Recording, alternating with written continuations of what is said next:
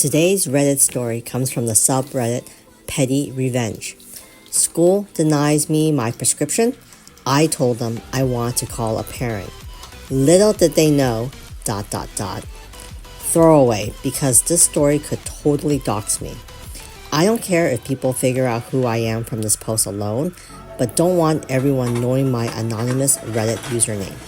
I will avoid/change details as much as possible and use fake names. I was abused by my dad's wife growing up. My mom fought long and hard to gain custody, but my dad was a, quote, good Christian, unquote, with more money, and he didn't fraternize with black people. Given our location, my mom stood no chance. She finally got custody when I was old enough to where my opinion mattered. I switched from a fancy, extremely competitive, snobby private school to the local public school by choice. I dyed my hair green and put a gay pride sticker on my car. Based on where I was coming from alone, I was a C student at fancy school, so it was not my grades. I was placed in all the honors and AP classes the school offered. The teachers didn't know what to think of me. I had green hair. This was considered absolutely shocking at the time, and my friends and I were bullied for many things, including this. My bumper sticker was definitely the most controversial topic in the entire school. But I was quiet. I came from fancy school. I paid attention in class. I was earning straight A's. Thankfully, although most of my peers shunned me, my teachers realized pretty quickly that I was a decent enough kid. I had a problem where I got migraines. Finally got a prescription for the non-narcotics and took it straight to the nurse's office because the district had a zero-tolerance policy, and being in possession of even Tylenol would get you expelled for drug possession. Nurse, you're going to have to get the doctor's signature on this form. Me, why? It's a legitimate prescription with my name on it in the original bottle. Nurse, condescendingly, we're required to have a doctor's signature before we can dispense medications. Me giving 0 Fs. How do you think I got the prescription in the first place? Nurse decided to impress upon me the fact that I was powerless here and that there was absolutely nothing I could do except comply. I left the office stressed because I didn't have access to my migraine medicine, and of course ended up stressing myself out into developing a migraine. Call me a Karen, but I felt entitled to go to the nurse's office and be dispensed my medication, and so I politely requested to be given to me. The nurse obviously told me no, so I asked for the principal. Got the assistant principal, who simply reiterated district policy. Then it occurred to me it was within my power to get my medicine. Because I had a secret weapon, so I had to be sneaky. Me. I like to call one of my parents. This phone call wasn't intended for my dad, a financial consultant.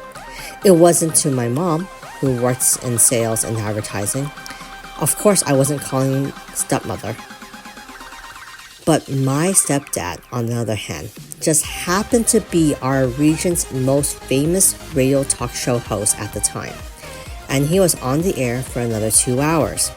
The AP bought me the phone book. Those existed back then. And I looked up the radio station's number in the yellow pages without the AP figuring out which business I was calling. Called the radio station and got the front desk. Of course, lots of people called them, asked for him, and get absolutely nowhere. But I knew they would interrupt the show and he'll take the call if I told him I was his daughter, Royal. In all my life, I had never had a situation that warranted me calling him at work. I was hoping he'll take the call while on air, but he didn't want to air what was likely private business. So he put commercials on while I explained the situation. Then I suppressed a crap-eating grin while handing the phone to the AP to talk to my stepdad, quote, Bill. I managed a poker face. The AP didn't realize he was talking to Bill Jones when he dismissed my concerns and even suggested I should be denied my medication simply due to my pants, which I've been wearing half the year without problem, but apparently were a uniform violation that day. AP basically explained that that's how it is and tough luck, and did not realize the crap he just stepped into. He hung up, dismissed me, and walked off looking pretty self-satisfied at winning his little power trip. I went to class feeling victorious. I haven't won yet, but I played my cards and knew how it would turn out. Stepdad got back on air and immediately changed the topic of discussion to the ridiculousness of the district's medication policy. The phone line lit up. Turns out lots of people wanted to air their complaints. I was sitting in class, migraine kicking in, but I was feeling satisfied that their lack of respect for me and all the other more powerless students was hitting the fan. I timed it. 45 minutes after I was arrogantly denied my legally prescribed medication that I needed, the AP came into the classroom I was in, kneeled down beside my desk, and whispered, "Hey, you want to come take your medication?" Fallout. Even more fun, because the school wanted desperately to expel me. But while I 100% can be a troublemaker when I want to be evident disposed, I never did anything for which I could defensively be disciplined. They had nothing on me. I knew it. They knew I knew it. And they knew they couldn't get away with making crap up because Bill Jones. All my friends were seniors, and the school admins didn't realize until the last day of school that I was a junior. I could see the panic in AP's eye. "AP, you can take one summer course in English and you'll be able to graduate early." Me, "Absolutely not. I haven't submitted any college application, and most of the competitive schools I'll be applying to require more than the basic minimum to graduate.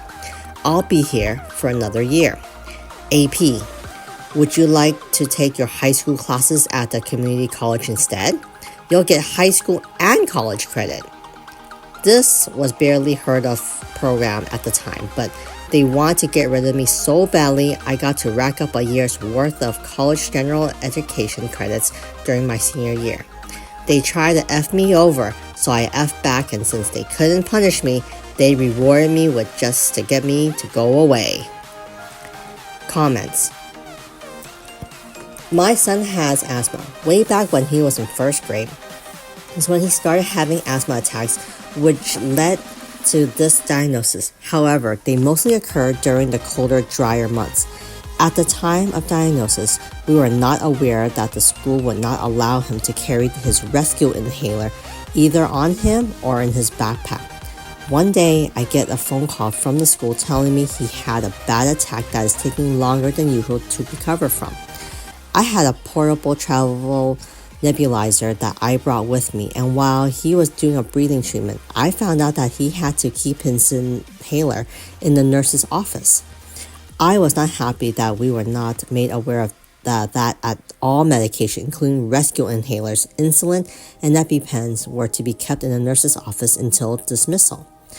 I told them that their policy of having a child who's going through a life or death medical emergency walk all the way from their classroom to the nurse's office just to get their life-saving medication was ridiculous, and I'm surprised they haven't cost a child their life from it.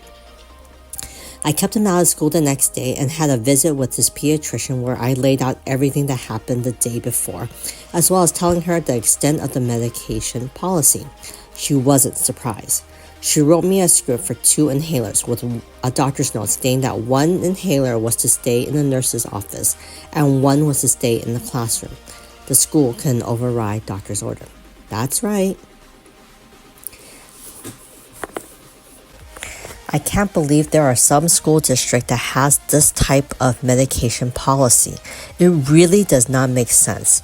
Like the OP and the commenter had made, when a child or a student is having a medical emergency, it's really important to have the medication with them so they can use it immediately. Not walk all the way down to a nurse's office or wherever medication is being stored. They need to be close by in like the classroom or even the student's backpack. That's where the medication should be.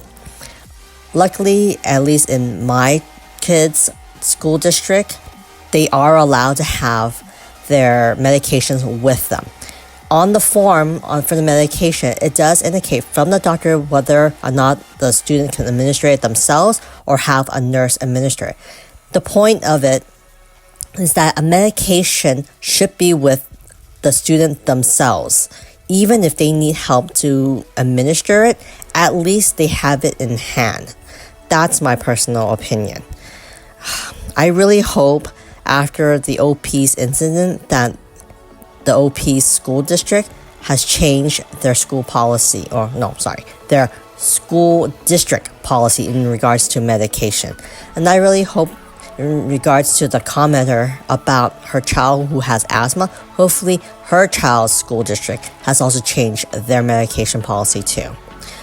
I would love to hear what would you have done in OP's position. Would you have done the same thing as OP? Do you find this to be petty revenge? Do you think they deserved it? I would love to hear what you guys think. So please leave a comment and remember to like and subscribe. Until next time, see you later.